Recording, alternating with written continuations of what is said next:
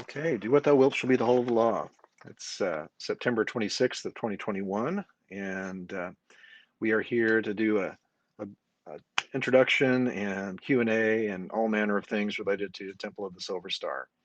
My goal here, I have multiple goals. One goal is to give you a basic overview of the system and kind of seat the system in your understanding of modern ceremonial magic and occult traditions to explain how it grows out of the Golden Dawn tradition, but also is informed by the work of Aleister Crowley and AA. And to talk about any questions, burning questions you've always had but didn't get a chance to ask, clear up any misconceptions. There's a lot of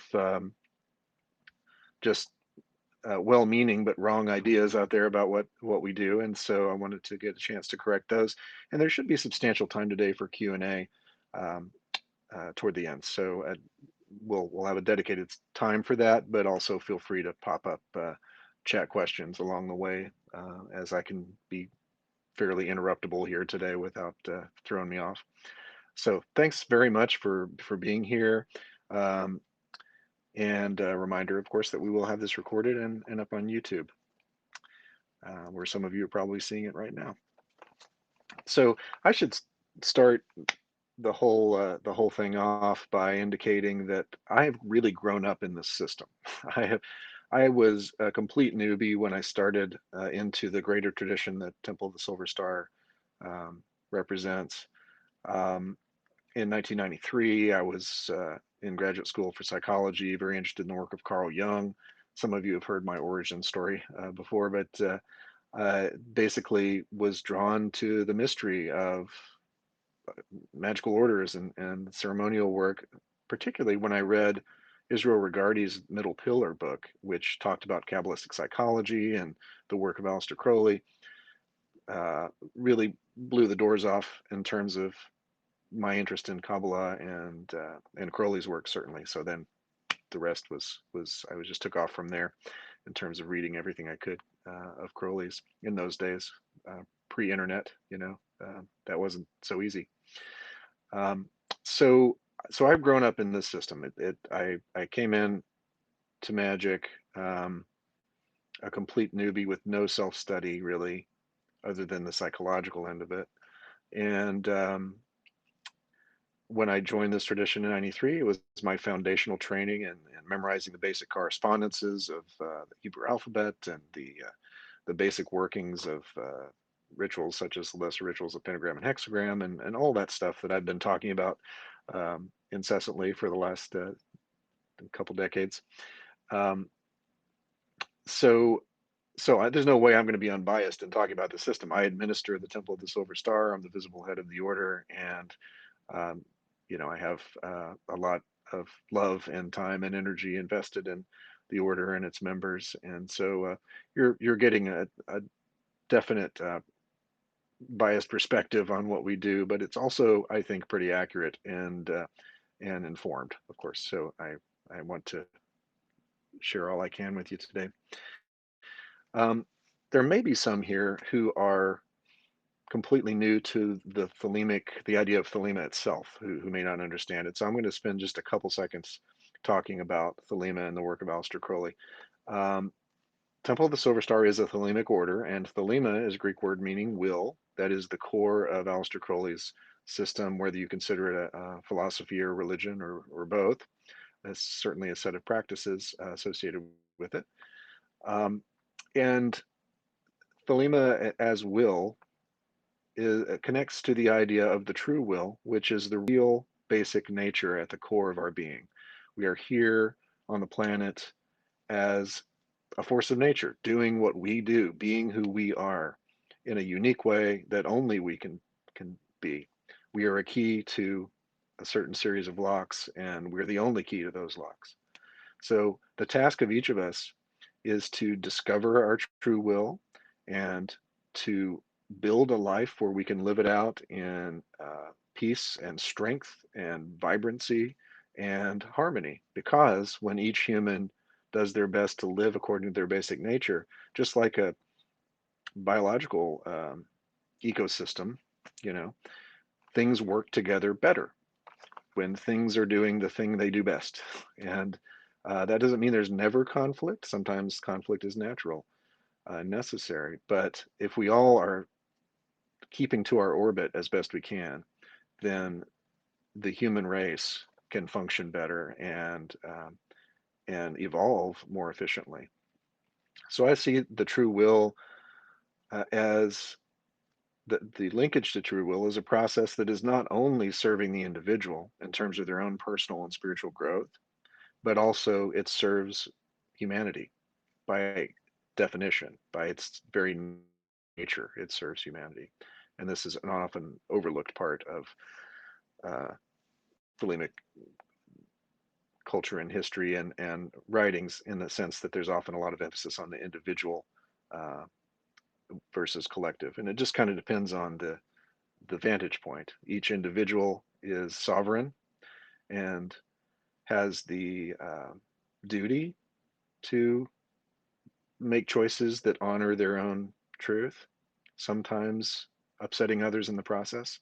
But we also have the opportunity and the duty to know that we are part of one human race and that we uh, cannot at all levels think of ourselves as merely separate from each other. So that's basic preamble about the true will. Now, what do I mean by Golden Dawn? I've referenced that term already. Um, the Golden Dawn, the Hermetic Order of the Golden Dawn, originally was a magical order founded in 1888, I believe, in England, and was very prominent in terms of the stature of its members. Some very well-known people, W.B. Yeats, the poet, for example, were members. People you've heard of, like Aleister Crowley and A.E. Waite, and occult luminaries like that were part of the original group. And then eventually, its sort of seed groups that grew out of it spawned other occultists you would certainly have heard of if you've studied much at all in terms of Western magic, and like Dion Fortune, W. Forgetting his initials, but Butler, William Butler, and A.E. Wade I already mentioned. So Aleister Crowley joined the Golden Dawn in 1898, and um, spent a couple years kind of raising hell there. And um, certainly it was his foundational training in terms of understanding Western magic and learning the basic symbology of Kabbalah and so on, the Tree of Life, you know, historical traditional practices of magic. That was his real school to begin with. In 1900 or so, the order schismed, and Crowley went with one of the co-founders, Mathers, to found the Alpha et Omega, which is the extension of the original Golden Dawn. And we, with Temple of the Silver Star, are direct lineal descendants of the Alpha et Omega, the original Alpha et Omega. There is a current order that goes by that name, but we're not affiliated. Um, the way that happened is that we had a series of transitional sort of hiving off uh, orders that have happened between the original Alpha and Omega and today.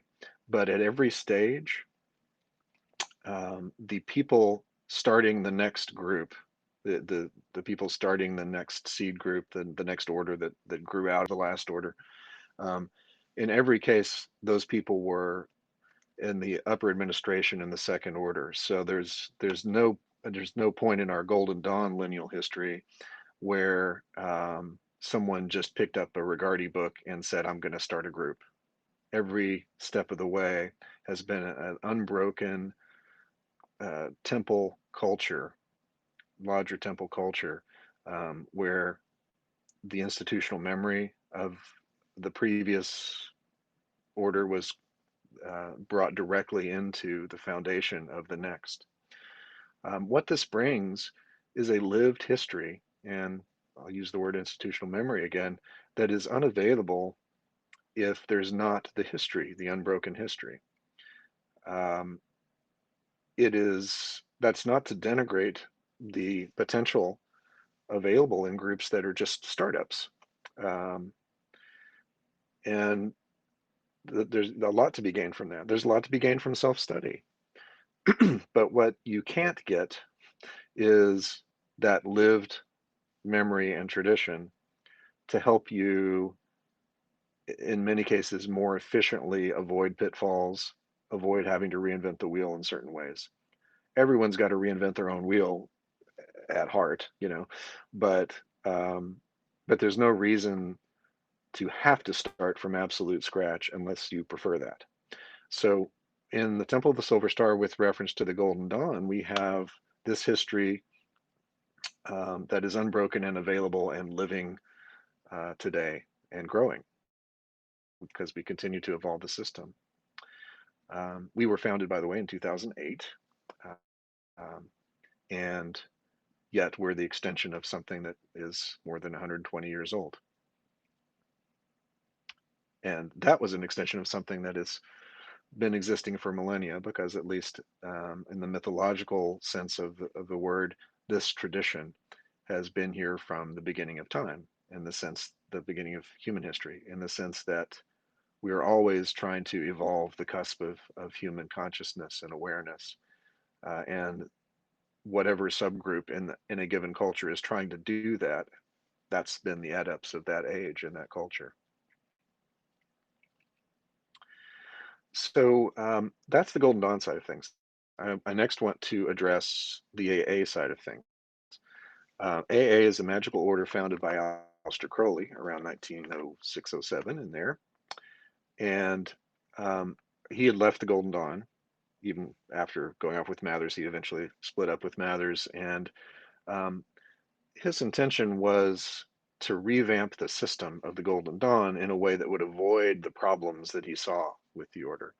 So he essentially ditched a lot of the first order basic educational process in favor of just giving people more of what was the meat and potatoes of the second order. And so that, if you look at the AA curriculum, you can see that probationers, preparatory, and probationary. The neophyte grade of Malkuth has got a lot of the stuff that was not available until the second order in the old Golden Dawn. And then by the time you get to Zelator of AA, which is the Yesod degree, speaking of the spheres on the tree of life, then you are ceremonially at the level of the second order of the old Golden Dawn. I'm not going to go too much into the weeds of the four worlds and where that all lands in terms of the Kabbalah, but suffice it to say that um, the AA was designed to be an accelerated program that would not get bogged down in Crowley's mind with the minutia of education. He was expecting people to kind of do that themselves. He was probably overly optimistic in that regard. And so what has happened over the course of the 20th century and into the 21st is that we've had schools develop to help people prepare for work in AA.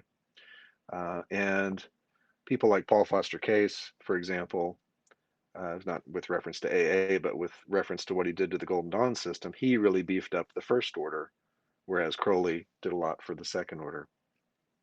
And so and we are lineal descendant of some of Case's work. And so what we've seen since Case is a real enriching of the first order curriculum, bringing in a lot of tools and techniques, including modern depth psychology and things that were not contemplated in the original Golden Dawn. Um, so that our system today is much more diverse and I think balanced in its presentation. So what we do in Temple of the Silver Star um, is an outgrowth of the Golden Dawn, but also our leadership, myself included, is a direct recipient and continuator of the AA leadership that started with Aleister Crowley. And so, as far as I know, we are the best example of a modern order possibly the only example that has administrative continuity from both the Golden Dawn and the AA, and is therefore a Thelemic Golden Dawn order that isn't called Golden Dawn. And we unite and weave together a lot of traditions. So let's talk a little bit more about the specifics of our system, how we weave the systems together, and what that looks like. I've got a moderated question so far on the possibility of working with AA, and I'm going to address the differences between Temple of the Silver Star and AA in a minute. And there's also a question about language. So AA actually was the next thing I was going to go more into depth about. So as I said, AA is the system that Crowley developed as a revamping of the Golden Dawn. The AA and TOTS, that's my shorthand for Temple of the Silver Star, so if I say TOTS, that's what I mean. AA and TOTS are not the same order. TOTS is in service to AA, meaning that we provide one avenue potentially of preparing for later work in AA, or sometimes simultaneous work in AA. But they're not the same. If you want to do AA work, you approach AA itself, and you can do that via the website at onestarinsight.org. That's the only portal for AA that we can fully vouch for its authenticity and spiritual lineage. And so if you want AA, go for AA. If you want Temple of the Silver Star and some work that can be preparatory for AA, or even just stand on its own as a complete system of training in the mysteries, then you've got Temple of the Silver Star at TOTSS.org.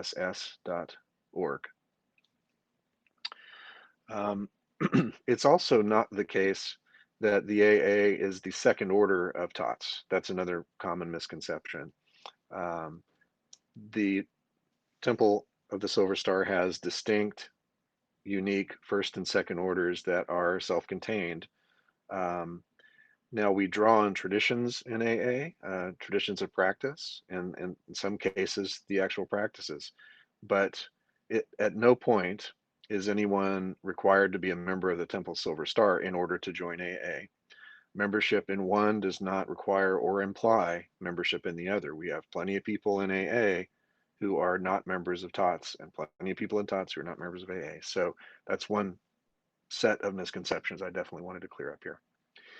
So the question regarding AA was also about the language barrier. In Temple of the Silver Star, our written materials by and large are in English, and the initiatory track, where you have initiatory experiences that mark your progress through the degrees based on the Tree of Life. In that initiatory track, all our written materials are in English, all instruction for the most part is in English, and fluency in written and spoken English is necessary for the Temple of the Silver Star initiatory track. For the Temple of the Silver Star's academic track, which I will try to outline here, you have a relationship with an assigned single teacher, and you don't get initiated. There's no subsequent advancement through initiatory degrees. It's not a Tree of Life based system. You have 4 courses, and you have up to 2 years to do each course working with your individual teacher. And you can also go to group classes and get course hour credits for those, such as the ones that are offered now online via our YouTube channel. So for those who don't want the initiatory component of the experience, you've got the academic track. Also, for those who can't travel to where we have initiation activities happening, and I'll go into that later in terms of locations, the academic track is a way to do it entirely online. Since there's no initiatory component, we're not doing like online initiations or anything like that, which are problematic. And so anyone, anywhere in the world, if you got a webcam that works, then you can have a productive time in the academic track potentially. We are often overwhelmed with applications. So if you may occasionally express interest and find that it's going to be a month or two before we can process the application, but as we grow, that's happening less and less. So just want to give a caveat there. So that's the initiatory and academic tracks of TOTS. Um, and AA, if you're interested in that, language-wise, we have some Brazilian, Portuguese, Brazilian initiates who have devised some Portuguese translations of our foundational documents. So training in AA in Portuguese is an option.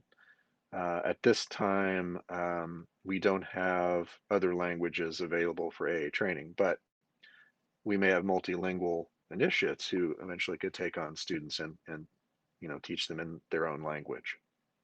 So it's going to be case by case, depending on what language you are fluent in. But certainly, we're in a phase where English is our core. Okay, I think that addressed the comment questions in chat so far.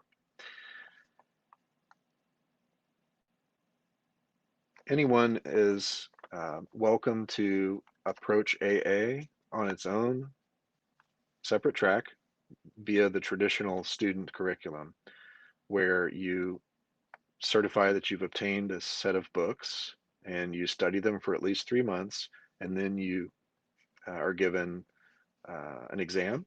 And if you pass the exam, then you're admitted as a probationer of AA. That track is always available to anyone, again, regardless of Temple of the Silver Star membership. So just once again, emphasizing that they're separate organizations.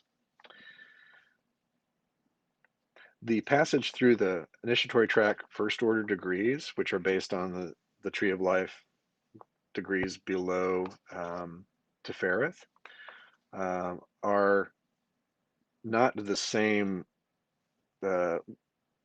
level of intensity as what is happening in progress through those Sephirotic grades of AA. So while in AA, full knowledge and conversation of the Holy Guardian Angel, that climactic attainment of the great work, that is associated with the 5-6 grade of Adeptus Minor at Tefereth on the Tree of Life. In Temple of the Silver Star, we're working the same degrees, same Sephiroth on the Tree of Life up to Tefereth in the first order, but it's not full knowledge and conversation happening at Tefereth. That's entry into the second order. And then in the Temple of the Silver Star system, the work climaxes with knowledge and conversation at our 8th degree. So the entirety of the Temple of the Silver Star system is designed to carry someone from walking in the door with no experience to knowledge and conversation by the conclusion of the system. And one could do that without ever joining AA. So knowledge and conversation is the goal in both systems, is a central goal in both systems, but they don't occur at the same place on the Tree of Life in our systems. So that may be a little in the weeds for people, so I won't say more on that. But there's a question in the chat on can you reach knowledge and conversation in the academic track? The academic track is not designed to specifically to take someone to knowledge and conversation in the sense that it's not a complete unfolding where if you move from one step to the next, you have done all the things that more or less set you up for knowledge and conversation. In the AA and TOTS initiatory track, the milestones, the landmarks of progress that you're tested on get you to the point where you will have built the tools for knowledge and conversation. But the academic track is not quite that specific. It's a lot of preparatory work that is excellent, and yet there's still more to do to move towards knowledge and conversation. Okay. Now, our rituals and our system have been transformed quite a bit over the 120 plus years since the original Golden Dawn. And I want to kind of thumbnail some of those things that have changed and some of the things that have not changed. First of all, we still adhere to the traditional landmarks, as you might call them, of the Golden Dawn tradition. So our rituals are based on the cipher manuscripts of the Golden Dawn, the original cipher manuscripts that uh, prompted the founding of the Order of the Golden Dawn. So we honor those, but they have been transformed across several generations, as I was mentioning, uh, so that now they have much more included in terms of modern depth psychology and our refined ways of understanding um, the human mind in ways that we just weren't accessible 100 years ago. So we're trying to learn and continue to bring into the system all of the fruits of modern science, including psychology. That does not mean that our system is conceived as a psychological growth process only. This is not excluding the reality of spiritual development and spiritual experience that may be available to people who approach it that way. But we also don't insist that it's spiritual. If someone has a more materialist scientific view and they view this as a philosophy of personal development, um, then that's going to work for them, just as is. We don't require any particular beliefs, just that you accept the practices that we offer in good faith and try them out and make your own decisions and draw your own conclusions about what it means in a deep sense. Um, so, with all of the developments of the 20th century in terms of psychology, we have integrated a lot of psychological balancing processes in our first order experience, especially, so that by the time someone gets to the second order, they have done a lot of inner work and exploration around the layers of consciousness that often get in the way of our spiritual progress. So, for example, working on psychological projections, realizing the ways that we take our own inner life and project it onto the screen of outer reality and lose sight of what that tells us about ourselves. Um, the way we expect other people to behave in certain ways based on our own predilections and all of these things that can muddle our view of our own true will. Another example would be the way that we let the ego get in the way of progress by defending ourselves so carefully against anything that stings the ego. So that fence around the ego becomes a blockage to vision. And in the first order, the initiate in TOTS strips away those layers, gets underneath, looks at them, and then reassembles their own psyche with the help of our ceremonial techniques to arrive at a place where things work better and they have a clearer vision of themselves. We're not training people to be something that we decide they should be. We're giving people tools to discover who they really are most efficiently. And the system of the order and the patterns that we use magically in the order are designed to unlock those secrets for each individual. Uh, Certainly not to be uh, imposed on someone. Okay. Also, in terms of, well, let me take a couple comments and then I'll continue talking about what we've changed in the Temple of the Silver Star from the original Golden Dawn. One question is OTO leadership okay with its members becoming members of Temple of the Silver Star? Well, I've been a member of OTO in national governance of the US for um, decades, and so have many, not necessarily national leadership, but so have many of our other members of TOTS had cross memberships in OTO. So we fully support the work of OTO, and we're entirely separate organizations, of course, but lots of cross membership. And uh, since none of our work in Temple of the Silver Star um, involves anything like OTO's work, we're not using the same rituals, or you would never confuse the two if you were members of both. Um, there's no reason for either organization to to have a problem with the other's work. So plenty of cross membership there. Um, there's a question for an inactive member of Temple of the Silver Star. What do you do? Just contact the temple chiefs that you were working with before, or if in doubt of who that is now, just write to info@tots.org and inquire about the process of reactivating.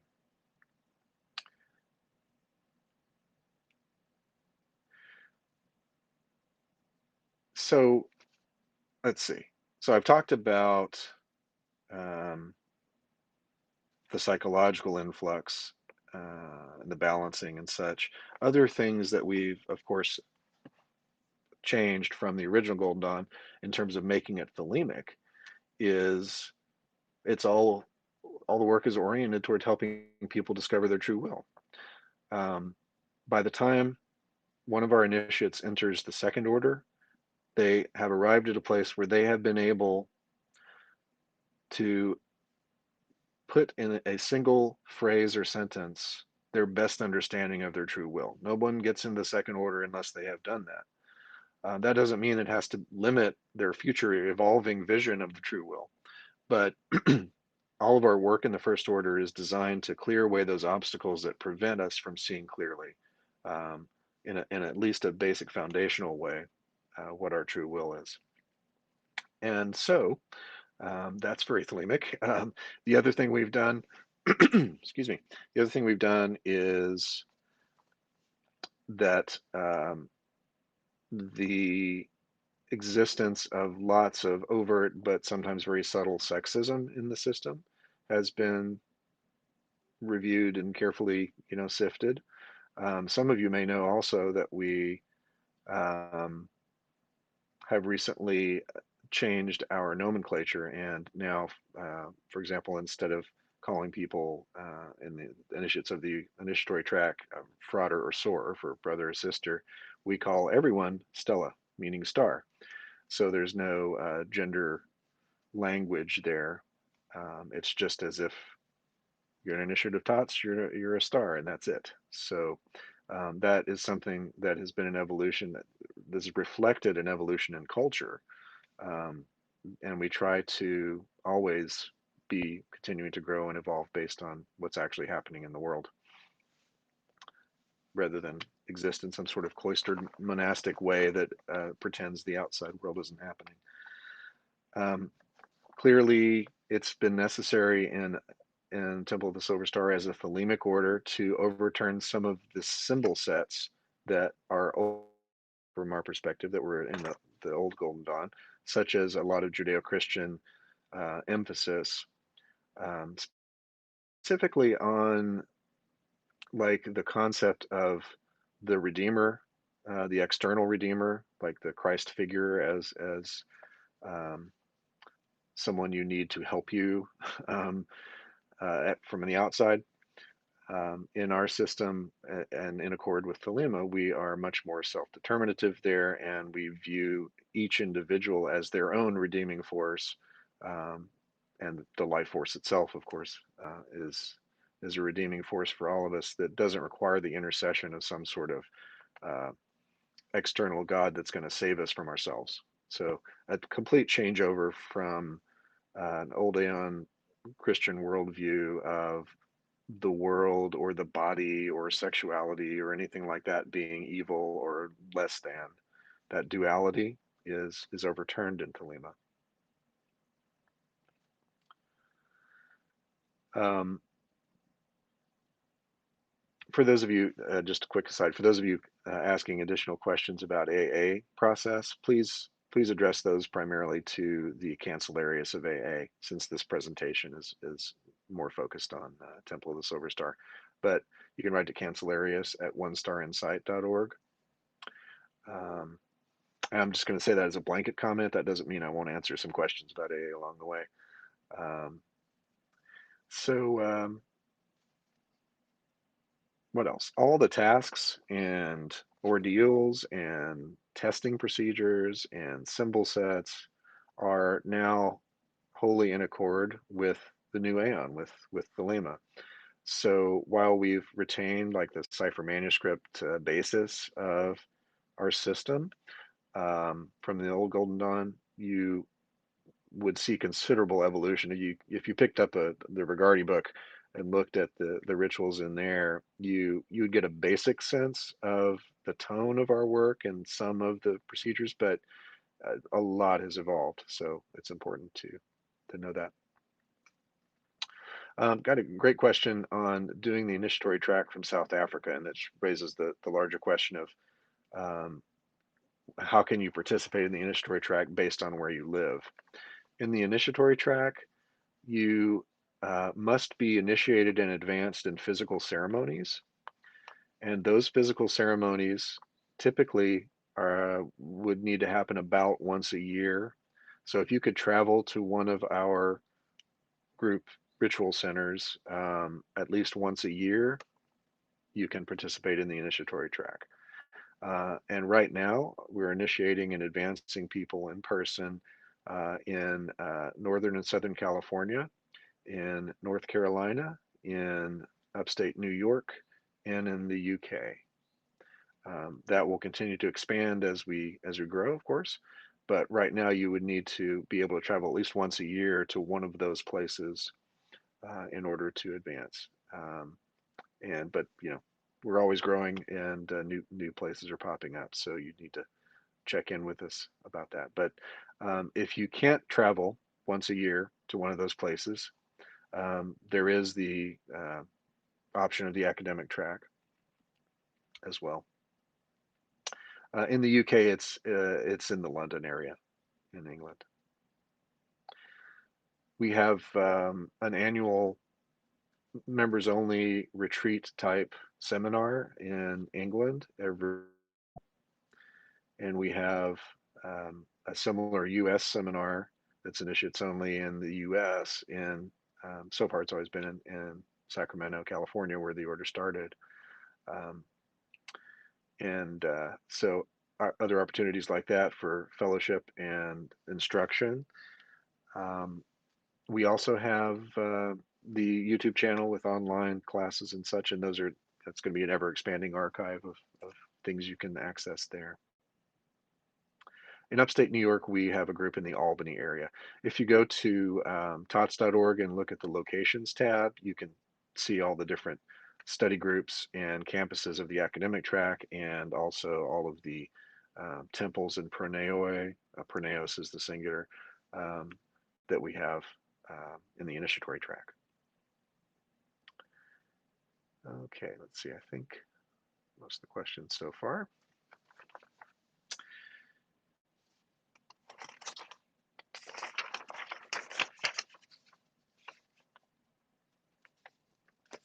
Okay, let me say a bit more about the work of the order and what it is we are actually cultivating and doing, what skills and processes are being worked with, and why.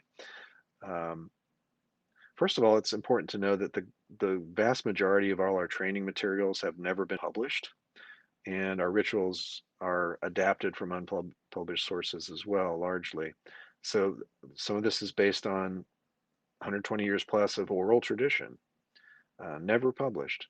Some of it is documents that have been generated in the evolution of the order across multiple generations that have never been published. And so um, this is not to hoard information, but or hoard the initiatory process itself. It's that if we know how we are best able to help people by staging, that is putting into stages the process of initiation, if we have a way that we think is the safest and most effective way to do that for someone, our choice is, do we offer it that way, or do we do it in a way that doesn't seem as safe and effective? Well, we're not going to do that. So the way to ensure that we can provide in an ethical and helpful way the system that we know, we keep our much of our training and documents and so on private and unpublished, so that we can deliver that system as best we know how. To contrast with AA, for example, virtually all of the materials, the various practices and such, were published in Crowley's time. So it's just a different approach to doing that. But you still had private initiation ceremonies and things like that that were not ever supposed to be published in AA. We provide a ground up training in Kabbalah, tarot, astrology, ceremonial magic, meditation. Um, this occurs both in the context of the rituals themselves, in the materials you get to work on after your initiation, and as you advance to each subsequent degree, you get a big old pack of materials just for your degree that include daily meditation and ritual activities, some reading and writing assignments. There is that academic component as well as the ritual training component. Um, so pretty diverse and um, I think pretty balanced and complete system of training in the mysteries right from the door. We also provide those, as I was saying, that progressive instruction in Thelemic philosophy and practice, leading to the discovery of the true will if someone persists, and knowledge and conversation of the holy guardian angel. We have the psychological tools that aid in the discovery of the true will, balancing the personality and building, as I was indicating, the self-knowledge that is the foundation of work that comes after. Now, while we are from the ground up, like I said, even like the way I approach this tradition is as a complete newbie, so it is possible to have just a basic acquaintance with Thelema and magic, and to know enough about Thelema that you know you vibe with that approach, at least in a basic way, and to be interested in a ceremonial order. We can start you there with very little other practical knowledge and carry you through quite well. It's designed to do that. But since so much of our material is unpublished, proprietary, and unique, um, you could also be a very experienced magician and still get a lot out of working our system if you're willing to work from the ground up with it, because we have these transformative tools, both psychologically and magically and energetically, that that help anybody, regardless, potentially, regardless of their prior training. That doesn't mean this is for everyone, but if you're experienced, you still might find a lot to gain from it. Um, okay, so that's an overview of a lot of the basics. I think at this point we're coming up on 50 minutes in, and um, I want to maybe turn it to more of a Q&A session at this point. Question on the board right now, do you offer training in magic and meditation within the academic track? Yes, thanks for asking that. Um, the academic track is not academic purely in the sense of there's no ritual or meditation. It's academic in the sense that it's not initiatory. So within the academic track, there's very much a curriculum of personal ritual meditation, as well as the reading and writing assignments. For the record, too, everything that's in the academic track in the first course is built into the initiatory track in the first order.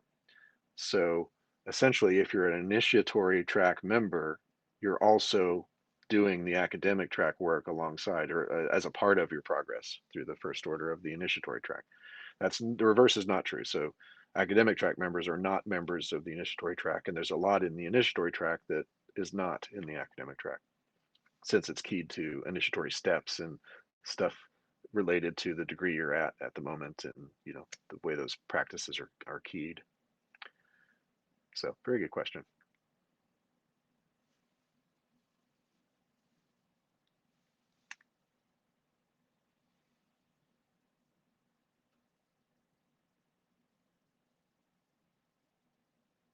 How much space do I need for performing rituals? Um, if you saw all the spaces I've had to work in over the years, you would be encouraged. I had phases where the most space I had was a broom closet, essentially, or a walk-in closet. Um, but if you have privacy for half an hour a day, you can do this work. Um, one of the cool things about the way Crowley initially set up his AA system and the way we've continued to operate in Temple of the Silver Star and AA is that you're not expected to be in a monastic environment. You can live in the world, have a job, have a family, and still do this. Obviously, it's more challenging. Any of you who've had jobs and families probably know, it does take time and energy to manage that part of life. But if you got half an hour a day to start, where you can just have friends and family members respect your privacy to do some ritual, and you got a bedroom to do it in, you can definitely get started. Now, of course, ideally everyone would have a beautifully appointed spacious temple that was purpose built and was only used for that, and you know or even a whole room in your house that you could devote to that, but that's not necessary to progress. Robes and other tools. In Temple of the Silver Star, um, there are stages of work where initiates are encouraged, but not necessarily required in every case, to build their own tools and build up their arsenal, so to speak, of magical implements. Um, the This kind of bridges into the cost issue, and we do always keep the fees related to our membership keyed to the actual expenses. So um, all of our teachers and leaders are volunteers. No, there's no salaried employees or anything like that. All of the money goes to, and we are a nonprofit, church recognized in the U.S. Um, all of our income goes to support the work of the order. So paying rent where we do our initiations, publishing expenses, printing stuff, the degree documents for our members. Um, so the costs are pretty minimal that way compared to a lot of other groups, um, and we do try to make it affordable. Also, importantly, no one is ever excluded from membership for an inability to pay. If someone has a genuine financial hardship, um, that is not a bar to to membership. So that's an important principle we've always held to. I am talking about Temple of the Silver Star. In AA, there are no fees for anything because there's no order structure to support in the sense of rental and stuff like that. That's what Temple of the Silver Star, as part of its service to AA, provides as the outer world logistical apparatus that supports the inner work of AA.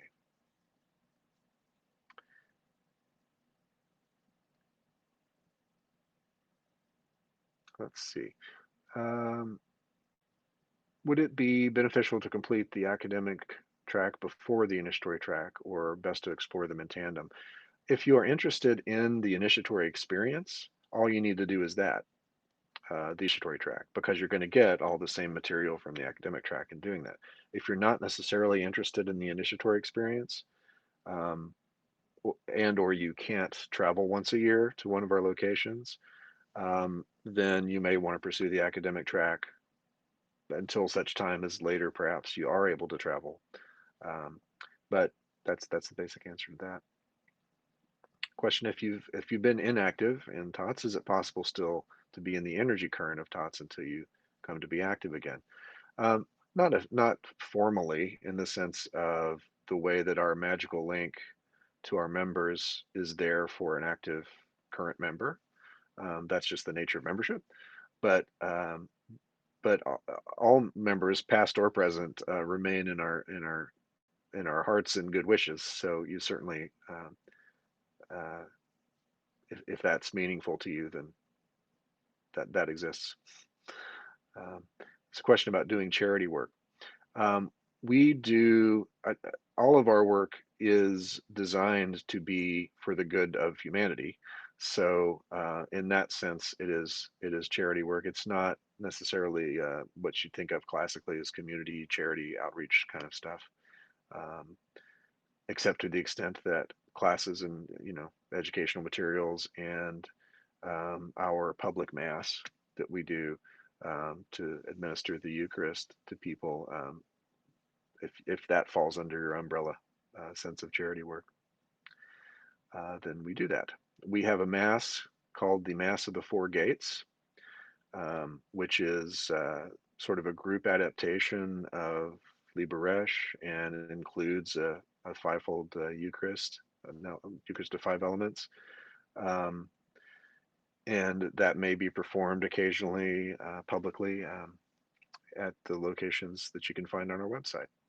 We're ramping up on that. It's existed, but we're ramping up the public presentation of it. Completely different, by the way, from the Gnostic Mass that you may be familiar with. Question is, to clarify, you said there are 8 grades in the initiatory track. Yeah, our system goes from a probationary grade that is below Malkuth all the way up to our 8th degree, which is associated with the Sephira Binah on the Tree of Life. The first order comprises that probationary grade up through the portal grade, portal degree. We call them degrees in TOTS. And then the second order starts at the 5th degree associated with Defereth and moves on up 5, 6, 7, 8 to the 8th degree at Binah. And again, the Binah degree is associated with the accomplishment of the knowledge and conversation of the Holy Guardian Angel. The New York group, to answer a question, is in the Albany area. Does TOTS in the UK run on the syllabus? I'm not sure what syllabus you're referring to. If you're referring to the syllabus of AA, that's a different organization. So again, that TOTS has its own structure and its own rules and regulations, its own way of operating that is independent of the AA syllabus. If you meant something else by syllabus, just let me know what that is.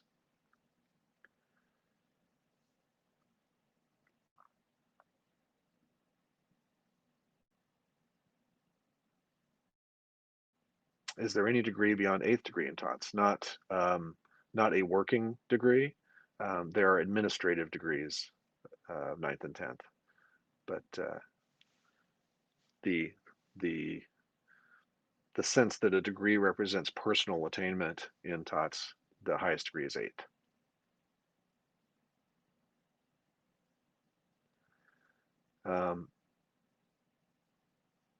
William, I see your question, your clarification there. That the TOTS UK, the initiatory track of TOTS in the UK,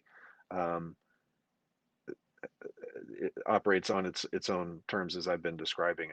I'm still not sure if you're thinking of the AA syllabus when you're asking about this. It's that term syllabus that's throwing me off because that really just applies to AA. Are you working on a new book? And if so, can you tell us what the focus is? Thanks for asking. It's not specifically TOTS related, but there will be a second volume of Living Thelema at some point. The first Living Thelema book came out in 2013, and since then I've done a lot of podcasts that didn't make it into the first book, podcast episodes and other writings. So my guess would be late 2021, maybe early 2022 for that. I'm sorry, late 2022, early 2023, because I've got some other things happening in the meantime that I can't talk about right now, but I don't want to step on those toes. Publisher as yet to be determined for volume 2. By default, I would expect it would probably be Anima Solis Books, which published the first volume of Living Thelema. Okay, I noticed that the application process requires birth chart data. How do you use that information when deciding whether or not to accept someone? Great question. So we use astrological data as one piece of the puzzle of getting to know somebody and having a basic sense of goodness of fit for the order, but it's never the overriding factor. Each leader in TOTS, has their own way of looking at astrological information, and and varying skill in doing so. So what I always do is just encourage our leaders to use what tools they have available that they feel comfortable and confident with. And but it's really just one piece of the puzzle. Every applicant to TOTS is interviewed, um, and I personally approve every applicant or disapprove, as the case may be. And so there's a good bit of gatekeeping that's based on the interview with people, and this is not like a harsh interrogation type interview, but it's a chance for us to get to know the person a bit, to get to know their aims, for them to ask us questions and get to know us a bit, and to make sure that everybody is on the same page in terms of what the applicant wants, what they're looking for, and we have to be able to decide if we're going to be good at giving them what they're looking for. Frankly, we need to get to know people well enough via interview, astrological review, and so on to have a sense of whether we can be truly helpful and beneficial in a healthy way for them. So it's not in our interest or in the applicants if there's a mismatch there. That's just some of the philosophy behind why we have the gatekeeping process of the interview. It also, I may say, having experienced various organizations in this light, it I think does help to have a healthy order, because sometimes you can imagine somebody applies and they're not a person you would want in your home, you know, honestly. If you interviewed some of the people that sometimes apply to occult orders, you probably wouldn't want some of them around you. And frankly, thankfully, that's a tiny minority. But you know, I think to have a healthy functioning order, some kind of gatekeeping is useful in that way, um, and it makes a much less toxic environment, I would say. Let's see. If I apply to TOTS in the UK, we'll have the same course in ceremonial teaching as on both sides of the pond. Yes, absolutely. The initiatory track system is exactly the same for every initiate everywhere in the world. And even if you're in a location where you can only make it to a temple once a year for your advancements, you still have exactly the same daily work in the degree you're in as everyone else. The thing you're missing is the opportunity to attend every month. And if a person lives within 2.5 hours of a working group, temple or praneos, they're required to attend every month. This is another thing that sets us apart from some other organizations where you might have a rotating cast of people showing up. We have the same people showing up every month to do our work. This has great advantages in terms of community and fellowship and such, but also magically, people get better at the ritual and they get uh, more able to bring the best of themselves to the group effort. And that is definitely something where the sum is greater than its parts.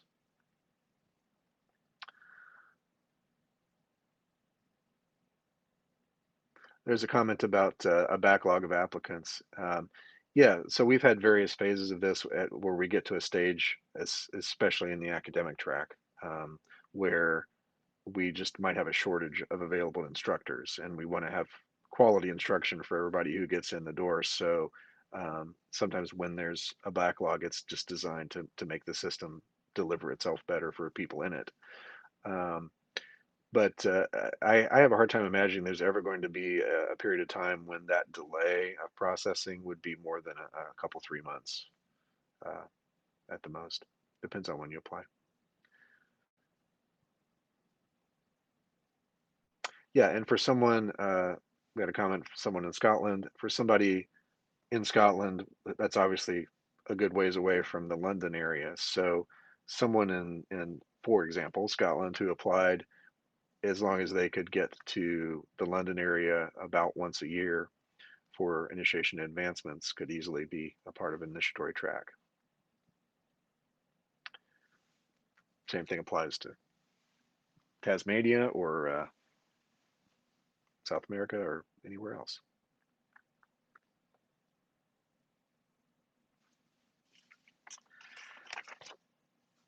While we're talking about locations, Um, pardon my flipping through pages here. Let me tell you a little bit about where our working groups are and study groups and so on. We have ritual working groups, meaning places where initiations and advancements are happening on site. Um, Sacramento, Oakland, Los Angeles, Chapel Hill, North Carolina, Albany, New York, and London. We have a working group. They're not initiating there locally yet, but building in Seattle, so the Pacific Northwest on the map. Um, and then we have a study group um, that has been active off and on in the past years in Massachusetts. We have academic track study group in England as well. Um, and so, the opportunities for in-person work grow every year. We're adding options and locations. Um, there was a comment, an additional comment from someone who had applied, it sounds like, to the academic track a while ago and was still waiting. And yeah, depending on the exact moment of applying, you may have hit at a time when it's just been a while and you've had some delays. So apologies for that if that has happened, but rest assured, if there is a delay, it is because we're trying to make sure that anybody who gets brought into the system is having the best possible experience with it, with their instructor.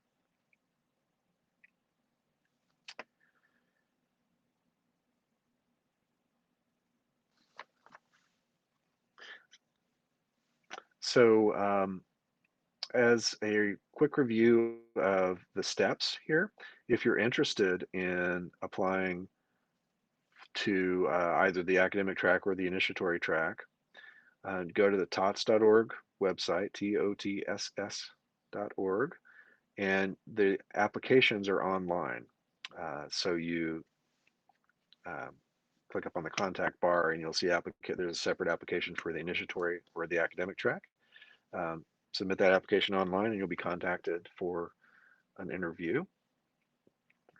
Um, for AA, again, you want to go to onestarinsight.org, and if you're interested, you can write to the Cancellarius there. That's simply cancellarius at onestarinsight.org. Cancellarius is like the executive secretary of the order who takes contact information and manages that. Um, I think that's all the next step stuff I wanted to say, unless there are other questions arising out of it. Uh, One of our members clarified that the pandemic had for a while led to a backlog of initiations also, because obviously for a while there, none of our groups were meeting um, in person, and so we certainly weren't doing initiations. As the situation evolved and vaccines happened and everything, I was having a little internet connection issue there, so hopefully I'm going to start that sentence over. As vaccines happened and pandemic situation has evolved, it is now kind of case by case, location by location, where the initiatory track leaders in a given area are doing their best assessment of their local uh, regulations around meetings and making appropriate COVID safety protocols decisions for things like masking and distancing and whether to meet at all and so on.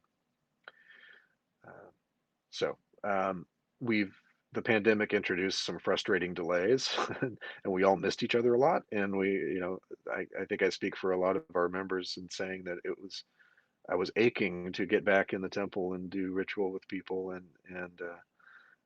so finally being able to do that in a safe way has been wonderful.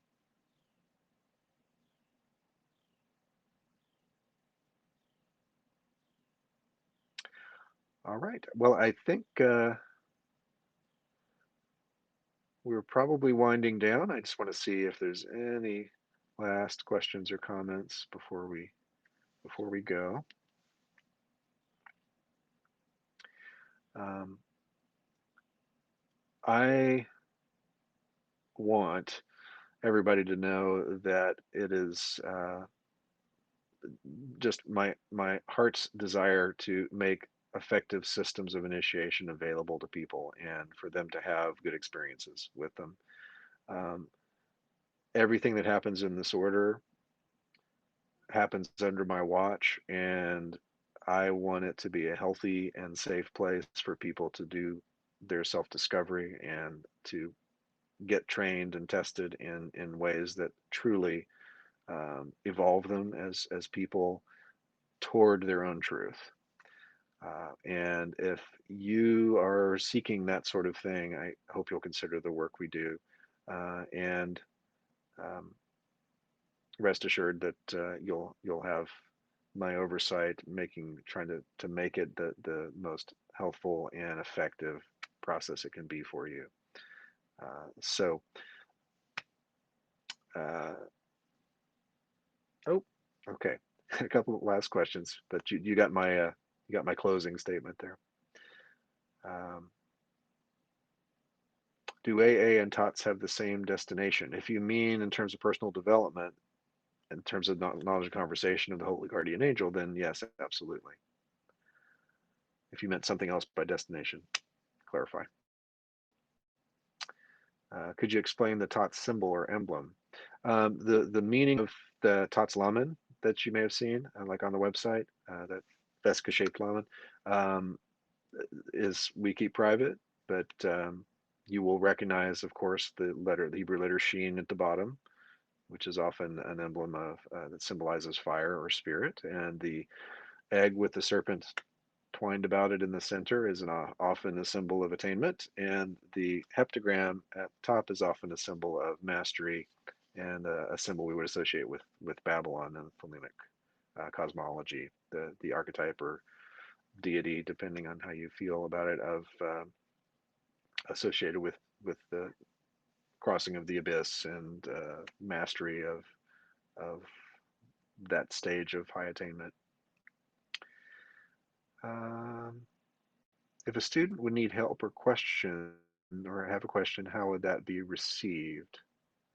Um, so for for enrolled academic track students or initiates of the initiatory track, you have guidance from your temple chiefs in the case of the initiatory track, or your instructor in the case of the academic track. So anytime, you know, your your leaders there are available to you whenever you need something with a question, um, or or otherwise. So that might be a phone call, that might be an email, that might be participating in an online dialogue of some kind.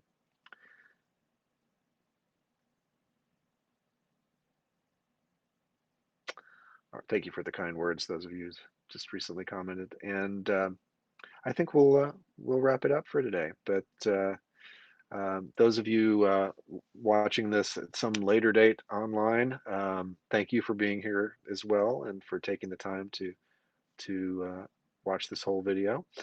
Um, to those of you here in person, many thanks for your presence and fantastic questions and comments. Um, I wish you all very well. I hope you're all healthy and happy, and that you have much fulfillment of your true will uh, this year and beyond. And thank you for being here. Love is the law, love under will.